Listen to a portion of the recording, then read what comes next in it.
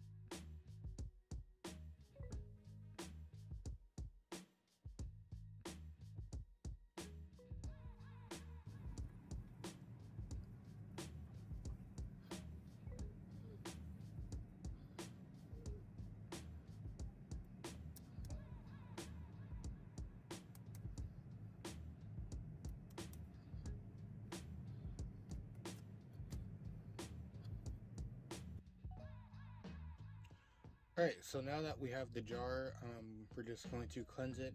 I've already cleansed this off screen, and also I've done a pre-charging on the jar. These are some fairly small jars. If you have something larger, you can also use that. But these come in, I think, a 5-pack from Dollar Tree. So they'll get you 5 spells for just that. Also, since this is something that's fairly small, you're either going to need a funnel or something that you can use to get your materials into the jar. Also, a little secondhand thing, if you would like to, you can add a petition paper. All you would need to do with this is just write your petition on it and then put it inside the jar. And also afterwards you can bind it with any sort of natural twine or cordage. That's just something optional, that's not necessarily needed for this spell, but that's just something you can do. So the first thing we're going to do is use our salt.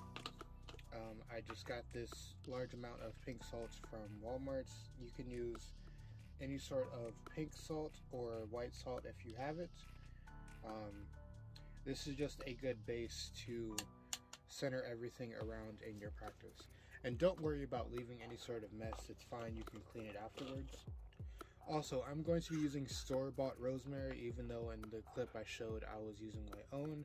This is just because this is already dried and the rosemary that I grow myself is a lot larger and I would rather not pick the young leaves for this. So I'm just going to be using a store-bought. If you have your own, go ahead and use those. It will be even better for your practice. And in between each of these ingredients, you can say your own type of chants or your own mantras or whatever. You don't necessarily have to do this. If you have all of your items pre-charged, then you don't necessarily have to.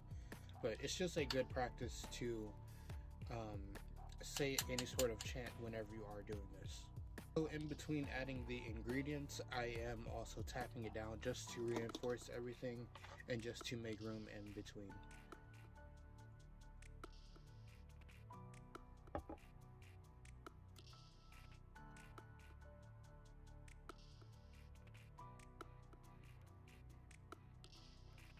For the final ingredients,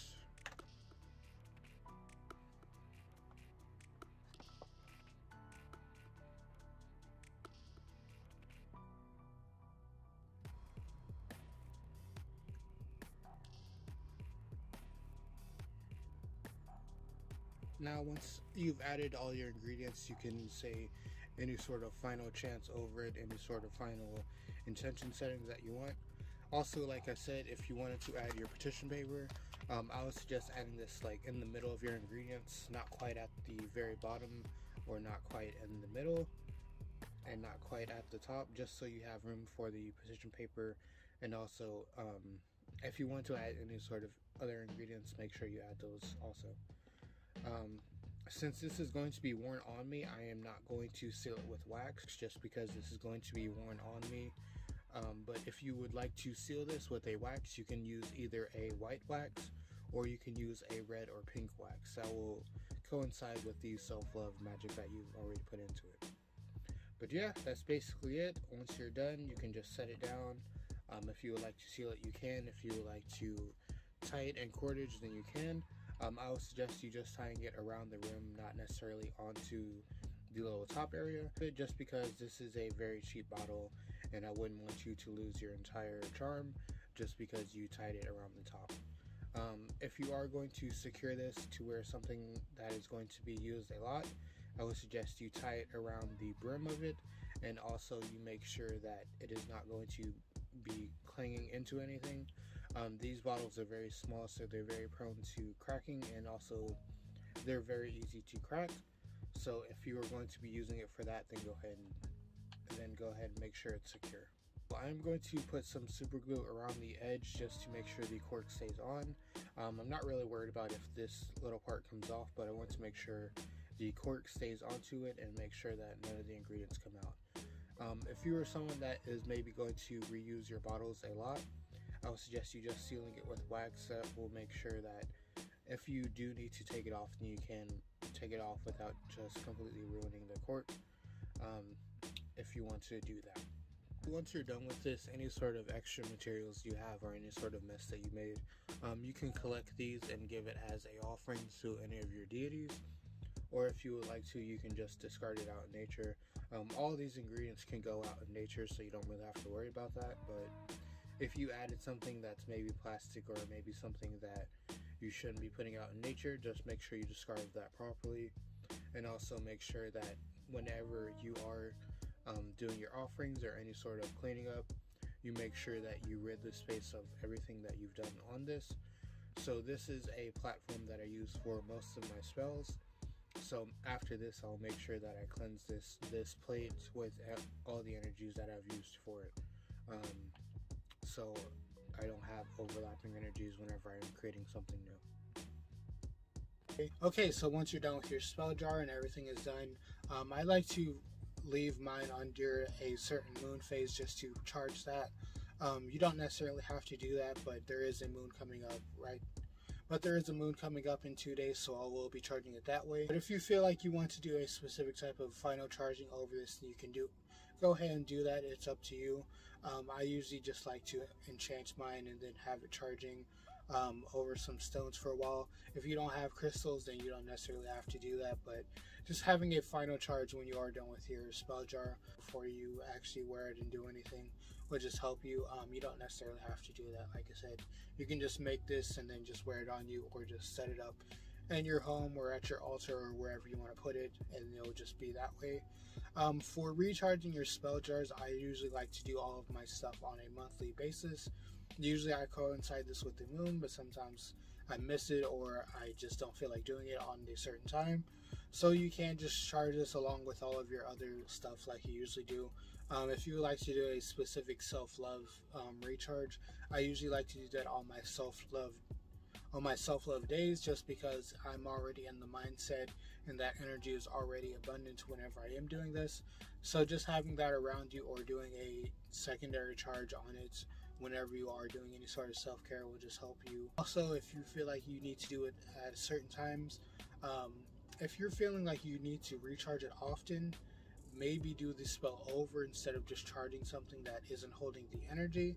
And also, if maybe it's holding the energy but you still feel like you need a little bit of a boost, you can completely take out the ingredients, discard them out in nature, and then restart the jar completely, or you can just recharge the energies onto the jar. Either way works and either way is fine. It just depends on you and your circumstances, if you have the ingredients or if you just have the time and the patience to be doing it on a regular basis. I usually like to do mine when I do my self-care or if it's on a moon phase, but that's just for me and you don't necessarily have to do it that way. Yeah, that's the end of the video. Hope you enjoyed. Hope you have good success whenever you are making your spell jar. Also, if you would like to share your spell jar with me or any spells that you have done that's relevant to this, you could just contact me on my socials. Also, if you would like to know anything specifically either about this spell or about witchcraft in general, you can just leave it in the comments down below and I'll get back to you. Also, if you would like to order a spell from me or order a spell jar from me, you could just email me down below. If you would like to know anything else about witchcraft or witchcraft related content, just subscribe to my channel. Have a good day, night, life. Enjoy yourself and be happy.